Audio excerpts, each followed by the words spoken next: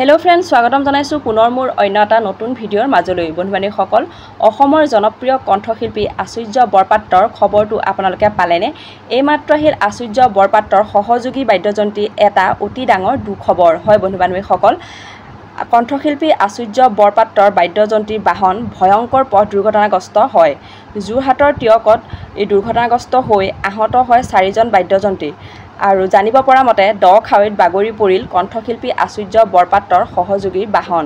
নিশা দুলীয়াজানত সংগীত অনুষ্ঠান কৰি উভতি অহাৰ পথত সংঘটিত হয় এই ভয়ংকৰ পথ দুৰ্ঘটনাটো আৰু 4জনকৈ বাদ্যযন্ত্ৰী আহত হয়। সঁচাকৈ খবৰটো শুনি খুবেই দুখ লাগিল আৰু দুৰ্ঘটনাত আহত হোৱা 4জনক ততাতৈয়াকৈ যোৰহাটৰ চিকিৎসা মহাবিদ্যালয়লৈ প্ৰেৰণ কৰা হয়। সঁচাকৈ খবৰটো শুনি খুবেই দুখ লাগিল আৰু ভগৱানৰ ওচৰত প্ৰাৰ্থনা কৰিছোঁ তেখেত 4জন সোনকালেই যাতে সুস্থ হৈ উঠে, আকৌ সংগীত অনুষ্ঠান কৰিব পাৰে, তাকেই ভগৱানৰ ওচৰত প্ৰাৰ্থনা কৰিলোঁ।